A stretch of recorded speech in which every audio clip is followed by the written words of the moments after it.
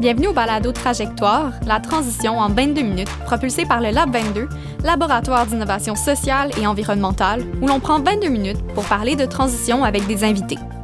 Ce balado est une invitation à se plonger dans les différents secteurs de la transition sociale et écologique au Québec, en créant des dialogues entre des experts, des expertes, des personnalités publiques et des jeunes mobilisés afin d'accélérer la transition.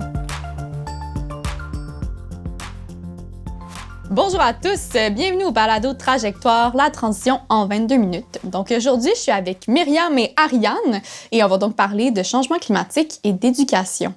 Donc les filles, je vais vous laisser vous présenter un peu. Vous êtes qui? Qu'est-ce que vous aimez? Vas-y. Parfait. Moi, je m'appelle Ariane Baudin. Je suis étudiante donc, présentement à l'UQAM en animation culturelle puis en sciences politiques. Puis j'ai été très impliquée dans les grèves pour le climat en environnement juste avant le début de la pandémie au Cégep du Vieux-Montréal. Donc, moi, c'est Myriam Lefebvre. Je travaille au Cégep du Vieux-Montréal comme attachée d'environnement. Ça fait quoi ça en hiver? C'est que, en fait, je m'occupe un peu de toutes les certifications environnementales, de la gestion aussi environnementale au Cégep au niveau de la direction générale. OK. Puis, vous, dans la vie, vous êtes très impliqué, comme vous venez de le dire, mais comment est-ce que se traduit votre implication, autant d'un point de vue comme au travail et aussi dans votre vie personnelle? Je peux continuer de commencer. Moi, je flotte vraiment beaucoup dans mon implication politique. Je m'étais présentée aux élections municipales, aux dernières qui ont eu lieu, comme candidate indépendante, anticapitaliste et écologique. Je flotte aussi autour des assos dans l'UQAM. Mais surtout, c'est ça, je me présente dans le monde comme étant comme une personne radicale qui est tout le temps ouverte à parler de ce genre de sujet-là. Fait que je pense que je vais surtout emmener un peu d'esprit critique partout où je vais, puis essayer d'ouvrir des conversations dans mon entourage, dans mes lieux de travail, sans nécessairement être justement 100% dans le domaine professionnellement ou quoi que ce soit. Mais c'est un peu ça pour, en ce moment, mon implication. Donc, moi, mon implication, au travail, j'ai toujours travaillé en environnement depuis les 20 dernières années. Donc, ça, c'est sûr que ça a été une grosse partie de mon implication. Mais mon implication personnelle, c'est que j'essaie toujours de m'impliquer auprès d'OBNL et aussi auprès de partis politiques. Donc, c'est sûr, je milite beaucoup pour la justice sociale, la transition écologique aussi. OK. Donc, dans le fond, vous êtes un peu comme des éducatrices dans la vie avec les gens que vous rencontrez. Donc, vous faites beaucoup de sensibilisation à ce niveau-là. Ouais, vraiment. Puis moi, de mon côté, je suis pas nécessairement 100% tout le temps dans la cause environnementale. Je suis vraiment juste dans l'ouverture sur toutes les causes sociales, que je pense que c'est des choses qu'il faut emmener dans la conversation de tous les jours, puis de voir aussi comment ça se manifeste justement dans notre quotidien, puis de faire si tu vis telle chose, c'est peut-être parce qu'il faut penser à le contexte politique et tout. Donc, oui, on peut vraiment dire ça. Oui, puis c'est sûr que la sensibilisation environnementale vient avec la sensibilisation sociale parce que pour qu'on change, en fait, les politiques, il faut changer notre système un peu pour qu'on améliore le climat. Donc, oui, je peux dire, moi aussi, dans la vie de tous les jours, j'essaie de faire ma différence en amenant les gens à penser autrement puis à revoir leur façon de faire. Mais aussi, j'essaie de faire ça à de plus gros niveaux aussi pour que les changements soient durables, comme dans une institution. OK. Donc, mettons, au Cégep du Vieux-Montréal, c'est un peu ça que tu fais au sein de cette institution-là. Donc, tu vas amener à éduquer les gens, à les faire participer à des ateliers d'éducation, de sensibilisation. Oui, en fait, moi, le gros de mon travail, c'est de travailler avec les directions, l'ensemble des directions pour les appuyer et les amener à avoir une vision de transition écologique au Cégep. Donc, je travaille autant avec les gens de la finance, donc pour les éduquer, je dois comprendre un peu leur réalité et les amener à penser d'une façon plus durable, plus environnementale. Donc, je travaille avec les finances, les communications, donc beaucoup par rapport à la sensibilisation. Donc, on monte notamment des cahiers de l'éco-travailleur au Cégep. Donc, comment faire quand on travaille au Cégep pour avoir une moins grande empreinte environnementale. Je travaille aussi avec la direction des ressources humaines. Comment on pourrait faire pour inciter les gens à avoir des modes de transport plus écologiques pour se déplacer au cégep. Donc, est-ce qu'il serait possible d'offrir, en fait, des passes à tarif réduit pour le transport collectif? Donc, et comment encourager aussi le transport actif au cégep? Donc, j'essaie vraiment de voir sous toutes les formes le cégep, comment il peut se verdir. Donc, aussi avec les ressources matérielles tout au niveau du bâtiment. Je fais l'empreinte carbone du cégep. Donc, comment on peut réduire cette empreinte-là, soit avec les appareillages, les équipements. Donc, c'est pour qu'on vraiment... moi, mon but, c'est de sensibiliser tous ces acteurs-là pour qu'on travaille tout le monde ensemble avec une vision commune de l'environnement et de la transition écologique. Bien joué. Puis, mais là, vous avez dit comment vous vous impliquez un peu, mais ça vient d'où votre source d'inspiration en implication un peu? Pourquoi est-ce que vous impliquez? Mais c'est sûr que c'est une question que je trouve un peu drôle parce qu'on dirait que moi, je suis arrivée dans le militantisme pour le climat par hasard, même si dans les faits, évidemment, j'aime la nature. Là, j'ai grandi à la campagne, j'étais tout le temps dans la forêt. C'est quelque chose qui est important pour moi que de protéger l'environnement. Mais c'est quand je suis arrivée au cégep, j'avais un ami, en fait, qui était impliqué là-dedans. J'en fais, hey, as-tu besoin d'un coup de main? Puis du jour au lendemain, j'étais comme 100% là-dedans. Mais comme, il y a évidemment une raison pourquoi du jour au lendemain, je me suis lancée là-dedans puis j'ai décidé de rester. C'est parce que, en fait, ça fait tellement du bien d'être entourée de gens qui comprennent l'urgence climatique et qui aussi, justement, sont prêts à être dans l'action parce que, juste en termes de santé mentale, voir qu'il y a des acteurs et des actrices de changement autour de soi, ça fait du bien. Donc, je pense que je suis dans tout ce militantisme-là juste pour survivre dans la société dans laquelle on vit, là, franchement. Mais aussi parce que c'est ça. Une fois, selon moi, qu'on a compris que le monde est un peu brisé, honnêtement, il faut faire quelque chose, sinon on est dans la dissonance cognitive et c'est pas une manière de vivre au quotidien, selon moi. L'éco-anxiété, c'est pas très agréable. Oui. L'anxiété tout court de tout.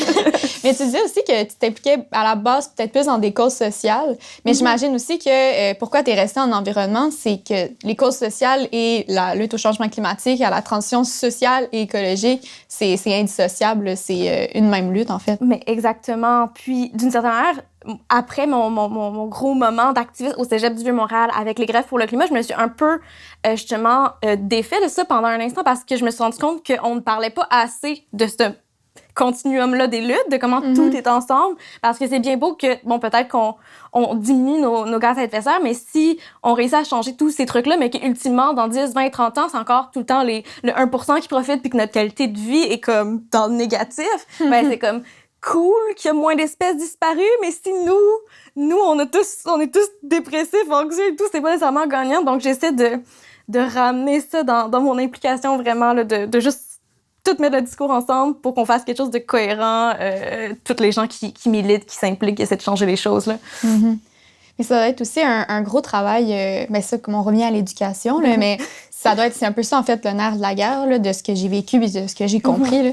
C'est les personnes, ils sont pas nécessairement au courant d'à quel point tout est embriqué, ils sont pas nécessairement au courant de la situation écologique actuelle. Donc, c'est vrai, en fait, la militance, ça revient beaucoup à un travail d'éducation puis de sensibilisation. Là.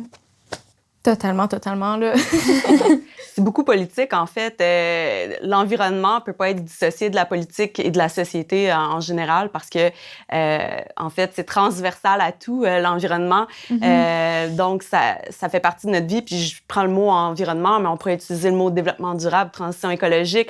En fait, le mot qui parle le plus à la personne à qui on s'adresse, mais c'est ça, c'est indissociable parce que l'environnement est partout. Si on pense à toutes les politiques, tant au niveau fédéral, provincial que municipal, traitent un peu l'environnement et ont un impact certain sur l'environnement. Comment aussi notre société se construit ou se divise, comme on vit un peu, ben ça aussi, ça a un impact certain sur l'environnement. Donc, ouais, c'est transversal, je dirais. Oui, ça, si je peux faire un peu de pouce là-dessus, c'est quand tu parlais de la société qui se divise et tout, pour moi aussi, une grande partie de tout l'activisme et tout le changement social, c'est justement de ramener le terme de communauté et de communautaire comme populaire. Là, c'est le community building, si on veut, c'est vraiment quelque chose de supra important pour réussir à se mobiliser, mais aussi justement pour se redonner un sens de groupe, de communauté, d'une vraie vie, parce qu'on est dans une société individualiste. Puis c'est aussi pour ça qu'on pense en silo, qu'on voit pas tous les problèmes, c'est que tout nous fait croire que on est divisé, que ce soit, par exemple, les programmes d'études, les disciplines, les problèmes sociaux, mais en fait, tout est ensemble, là, nous et les problèmes. Exactement. très bien dit. Mais à ce moment-là, ça serait quoi la place, mettons, de l'éducation dans l'action collective, dans la communauté, en fait? C'est une grosse question, évidemment. Là. Elle est partout parce que, tu sais, il faut voir l'éducation à l'environnement, elle peut être formelle et informelle. Puis ça, je pense que c'est important que les deux cohabitent ensemble. Formel, ce que je parle par là, c'est à l'école. Tu sais, je crois que pour qu'une société puisse être bien pensante puis bienveillante par rapport à son environnement, je crois que ça doit être inculqué dès le plus jeune âge à l'école comme une valeur qu'on transmet en tant qu'enseignant, mais aussi en tant qu'institution. Donc, ça peut être à tout propos. On doit apprendre aux jeunes, autant au niveau primaire, secondaire, à avoir de l'empathie pour les autres, parce qu'avoir de l'empathie pour les autres va nous amener aussi à avoir une empathie sur notre environnement et faire en sorte qu'on ne veuille pas détruire ou priver des gens de certaines richesses, excuse-moi, qu'on a. Et donc, ça, c'est super important, apprendre l'empathie, apprendre aussi à être un éco-citoyen, comment aussi comprendre comment tout ça fonctionne, parce que souvent, je me rappelle, moi, je suis plus vieille que vous, moi, j'avais des cours au primaire de sciences, je crois que ça s'appelait sciences humaines et sciences de la nature. Donc, on découvrait la nature et on découvrait notre société. On apprenait comment une municipalité fonctionnait, comment la province fonctionnait, comment le gouvernement fédéral, mais juste comprendre aussi comment tout ça fonctionne, comment notre société fonctionne, ça peut nous faire comprendre si on a une lutte à mener. Est-ce qu'on doit la mener au niveau municipal, provincial ou fédéral? Comme là, on voit ce qui se passe un peu dans notre société. Les luttes sont pas menées aux bons endroits. Et souvent, c'est ce qui fait en sorte que des luttes environnementales tombent, c'est parce qu'on ne s'est pas adressé aux bonnes personnes. Donc, c'est important. Ça, c'est l'éducation formelle peut nous apprendre ça, peut apprendre ça à tous les jeunes aussi. Puis l'éducation informelle, c'est tout ce qui est autre. Les groupes, on voit souvent des OBNL, on voit aussi des comités étudiants. Et ça, c'est important aussi que les écoles, autant primaires, secondaires, qu'il y ait un endroit où les jeunes peuvent se rassembler et lutter ensemble, mettre en place des luttes communes, avoir un sentiment aussi de société. Parce que plus qu'on va se ramener en groupe, plus on va être fort, en fait.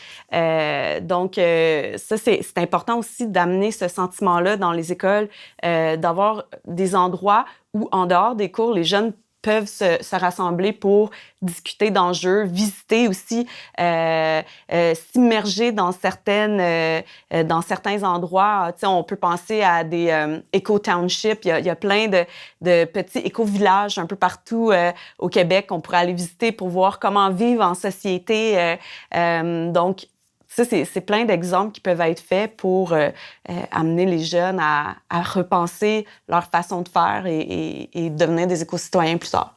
Ouais, moi, de mon côté, j'ai peut-être une position moins justement dans le formel, dans l'institutionnel, parce que justement, je ne travaille pas dans le milieu de l'éducation. Donc, je suis contente que quand tu te présentais tantôt, justement, tu me montrais à quel point il y a des gens qui existent dans le système qui font vraiment avancer les choses. Mais souvent, dépendamment aussi de dans quel milieu on est, il n'y a pas nécessairement ça dans le cadre institutionnel. Puis ça peut être quelque chose de vraiment loin pour juste des étudiants puis des étudiantes. Fait que pour moi, ce que j'ai retenu justement sur les bancs d'école, c'est que souvent, en fait, tu sais, le cégep du Vieux, pour moi, des fois, c'est vraiment une exception parce que c'est un cégep très de gauche puis avant-gardiste d'une certaine manière. Mais souvent, on arrive dans une institution puis on trouve qu'elle est vraiment en retard sur les problèmes sociaux. Fait que pour moi, l'école, c'est pas seulement l'école comme institution qui peut vraiment nous aider, quoique tant mieux si on change les programmes d'études puis que les profs s'impliquent puis qu'ils apprennent des choses à leurs étudiants puis leurs étudiantes. Mais moi, je pense que c'est justement vraiment les jeunes sur lesquels il faut compter, nous-mêmes, de justement se mobiliser, comme tu disais, justement la partie non formelle. Moi, comment j'aime dire ça, c'est quand on est à l'école, habituellement, c'est un moment de notre vie où on a peut-être un petit peu plus de temps libre que quand, justement, on entre 100% sur le marché du travail et tout. Puis pour moi, ce temps libre-là, c'est le temps de l'utiliser pour développer, en fait, un réflexe démocratique. Cette idée que, comme, on voit un problème, plutôt que de dire que c'est pas du tout notre affaire. Ben, c'est comme, non, si c'est un problème dans ma communauté qui me touche, ben, je peux trouver une manière d'aller travailler ce problème-là, que ce soit tout seul en startant une pétition ou en créant un groupe ou créant une discussion. Puis ça revient aussi à ta question de l'empathie, cette idée que comme si on se rend compte que ce problème-là nous touche et touche d'autres personnes, ça devient quelque chose qui devient important pour nous, si on a l'empathie. Donc, c'est ça. Pour moi, c'est même si, par exemple, il n'y a pas nécessairement de comité environnement ou des trucs comme ça, c'est de dire, moi, c'est quelque chose qui m'intéresse, je vais le créer. Au début, c'est vraiment des choses intimidantes, là, que c'est, oh mon Dieu, je vais starter un projet, une pétition, mais après, on a développé ce réflexe-là, puis après, c'est comme, ben, je sais comment faire une pétition, je sais comment la partager encore plus efficacement, je sais comment faire un groupe de discussion. Donc, pour moi, utiliser le temps qu'on a pour aller développer notre esprit critique, celle des autres, faire ça ensemble, encore une fois, la communauté, c'est la meilleure manière d'utiliser les bancs d'école. Du coup, dans mon expérience à moi, c'était ça.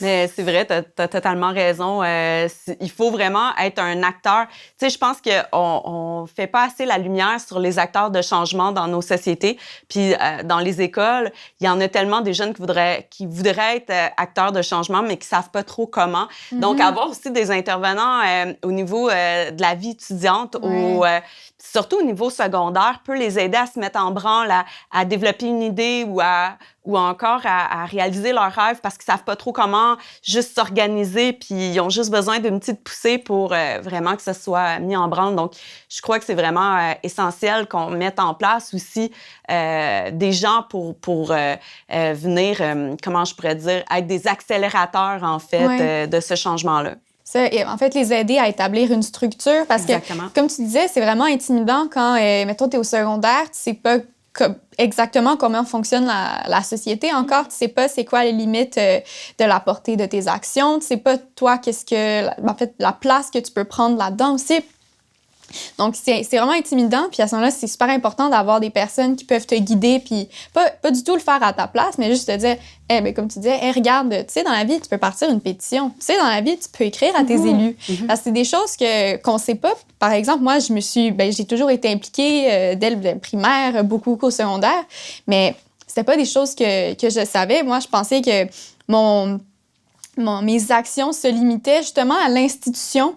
Donc, par exemple, allez, on va avoir un uniforme scolaire, mais il faut qu'il soit fait au Canada et qu'il soit équitable. Puis ensuite, on va enlever les bouteilles d'eau dans les écoles. Tu sais, c'est tous des petits gestes qui sont bien importants, mais qui sont pas, c'est pas le cœur du problème non plus. Faut se donner les outils pour être capable d'aller plus loin, puis justement, peut-être se projeter sur la scène politique. Mais tu sais, je crois que tu as nommé quelque chose de super important, Frédéric, puis c'est ce qu'on oublie quelquefois quand on est des intervenants au niveau scolaire. Tu sais, l'environnement, ça veut pas dire la gestion des matières résiduelles. Souvent, j'entends ça, tu travailles pour les poubelles. Non, ce n'est pas que ça. Tu sais, c'est important d'être capable de définir c'est quoi de l'éducation relative à l'environnement ou à l'éco-citoyenneté ou à la transition écologique. En fait, l'environnement, c'est ce qui est difficile aussi dans les luttes environnementales, c'est que nous trois, on n'a sûrement pas la même vision de ce qu'est l'environnement, tout dépendant de c'est quoi notre background. Tu vois, moi, mon environnement, pour moi, c'est l'environnement nature. Moi, tu sais, tu me posais la question tout à l'heure, c'est quoi qui t'a allumé? Ben moi, c'est quand que le Exxon Valdez a coulé, qui était un gros pétrolier en Alaska. Puis dans les mêmes moments, Greenpeace luttait contre la chasse aux baleines. Moi, je voyais ça, puis je me disais, waouh, c'est ça que je veux faire plus tard. Je veux empêcher les baleiniers de chasser les baleines au Canada. Donc, pour moi, l'environnement, c'est vraiment au niveau de la nature. Mais pour être capable de parler avec quelqu'un que l'environnement, c'est peut-être plus une cause sociale, comme Ariane, il faut que je sois consciente aussi que ça se peut, puis que c'est une forme de lutte environnementale aussi. Et pour discuter avec quelqu'un pour qui la transition écologique, c'est ce qui compte, c'est comment transformer notre société, bien, il faut que je sois capable aussi d'amener ce discours-là. Donc, tu sais, juste de voir qu'il y a une lutte multiple, tu sais, que c'est tellement transversal, c'est tellement large, l'éducation relative à l'environnement. C'est ça aussi qu'il faut toujours garder pour qu'on puisse aller chercher le plus de gens possible, que ce soit le plus inclusif possible. Parce que souvent, les luttes environnementales sont pas tant transversales ni inclusives. Pourquoi? Parce que chacun lutte pour sa vision, mais faudrait qu'on ouvre un peu nos visions de ce qu'est l'environnement, en fait. Mais ce que j'aimerais ajouter à la conversation, c'est, moi, quand je pense ça aux jeunes, puis les gens au secondaire, je pense surtout au mouvement de Friday for the Future, là, vendredi pour l'environnement. Tu sais, Fred, tu disais que des fois, c'est dur de starter des choses de rien, puis qu'il y a besoin d'encadrement, mais en même temps, il y a des jeunes qui ont vraiment l'innovation, là, qui l'ont en eux, cette germe-là de courage politique, si on veut. Puis, selon moi, c'est juste d'encourager ces gens-là à être l'audace qu'on voit pas ailleurs. Parce que, justement, les pouvoirs institutionnels peuvent faire des trucs très, très grands. Parce que, justement, c'est un pouvoir institutionnel, mais en même temps, est-ce qu'ils vont vraiment aller dans la direction radicale qu'on a besoin? Pas nécessairement, parce que des institutions, c'est un peu ancré dans le pouvoir politique, donc dans le modèle ambiant, ça va pas nécessairement aller critiquer le capitalisme si ça a besoin de ça pour fonctionner. Donc, c'est ça, c'est de se rappeler que l'audace est là, puis c'est ça, quand on est jeune, des fois, le fait qu'on sait pas trop comment s'y prendre, c'est vraiment un avantage, dans le sens que, tu sais, genre, si tu le sais pas que tu peux faire des grèves, peut-être que tu vas penser quelque chose d'autre complètement nouveau. Juste en ce moment, j'ai trouvé ça très créatif aussi au Manitoba, comment ils ont fait des grèves pour avoir du comodal, les étudiants. Puis c'est pas des vraies grèves parce ils n'ont nulle part où aller, parce qu'ils sont tu sais, c'est le confinement et tout, mais ils réinventent la chose. Puis je me rappelle que nous, dans notre mouvement étudiant, quand la pandémie arrivait, on dirait qu'on était tellement dans nos « Ah, c'est comme ça qu'on fait les grèves », on l'a vu, le mouvement est un peu mort au début de la pandémie, puis c'est correct, c'est pas tous les jours qu'on a une pandémie, là, on avait le droit d'être stressé, mais le fait que il y a des jeunes quelque part ailleurs au Canada qui se sont dit « Ah, pandémie, pas grave, on va quand même faire des grèves, il y a d'autres manières de le faire », j'ai trouvé ça tellement inspirant, puis ça m'a donné beaucoup d'espoir. Oui, puis il faut pas oublier aussi, tu dis, les institutions, quelquefois, ils sont pas capables d'être aussi innovantes que les jeunes, mais en fait, ils sont vraiment influencés par les jeunes. Pour travailler moi-même au Cégep du Vieux-Montréal, dans les pics de revendication des jeunes, ça porte un écho, en fait, à la direction générale. Ça, je peux vous le dire, vous êtes entendus. Puis, parce que oui, peut-être, c'est peut-être un haut niveau plus marketing, comment attirer leurs étudiants, mais ça a quand même un impact parce que ça va changer, en fait, toute la vision de l'institution puis les politiques aussi. Donc, faut pas sous-estimer le pouvoir que les militants ont, en fait. C'est ça. Oui. Puis, pour revenir à l'école, selon vous, ce serait quoi les leviers principaux des institutions? Tu en as nommé plusieurs tout à l'heure, mais on revient souvent sur certains points, par exemple, mettons, instaurer le compost dans les écoles. Tu sais, il y a certaines comme étapes logiques de verdissement d'un établissement, mais est-ce qu'il y en a peut-être certaines qu'on connaît un peu moins, mais qui sont tout autant importantes? Bien, moi, je crois les plus importantes, en fait, pour verdir, c'est au niveau de l'éducation. Puis ça, on le fait pas assez, malheureusement, autant dans la pédagogie, d'intégrer, en fait, des notions de transition écologique, d'éco-citoyenneté dans la pédagogie. C'est pas assez connu. Puis ça, je pourrais dire que ça vient aussi de la base. Plus les étudiants vont demander des questions, vont poser, vont vouloir avoir accès à ce savoir-là, plus ça va se transmettre dans les écoles. Donc, tu sais, on parle de verdissement et tout, mais comment verdir vraiment durablement une institution si on n'est pas capable de dire qu'on va prendre le temps de discuter de ça avec nos étudiantes et étudiants? C'est de permettre aussi d'avoir des gens qui vont accompagner les étudiants, autant au niveau parascolaire à l'école, favoriser des activités aussi, des classes vertes. Hein, souvent, on oublie, mais l'apprentissage dans la nature, on n'est pas capable en tant qu'humain de protéger des choses qu'on connaît pas. C'est très difficile. Donc, si on veut faire preuve d'empathie, il faut qu'on connaisse l'empathie, il faut qu'on la pratique. Et c'est la même chose si on veut protéger la nature. Donc, c'est de faire de l'immersion, en fait, sur plein de sujets qui peuvent amener une transition écologique. Ça, c'est primordial. Surtout, plus on est jeune, plus on se nourrit de ça, puis plus que ça va impacter notre vie puis nos pratiques futures. Bien d'accord. Ah ben là, sur ce, merci beaucoup d'être venu ici aujourd'hui pour jaser avec moi d'éducation puis de transition écologique. Je pense que c'était vraiment une belle conversation puis qu'on a touché des points dont on parle un peu moins ces temps-ci. En tout cas, merci vraiment beaucoup d'être là aujourd'hui. C'était bien apprécié. Donc, si vous avez des questions en lien avec l'épisode d'aujourd'hui, je vous invite à l'écrire dans les commentaires pour qu'on puisse y répondre peut-être dans les prochains épisodes du balado.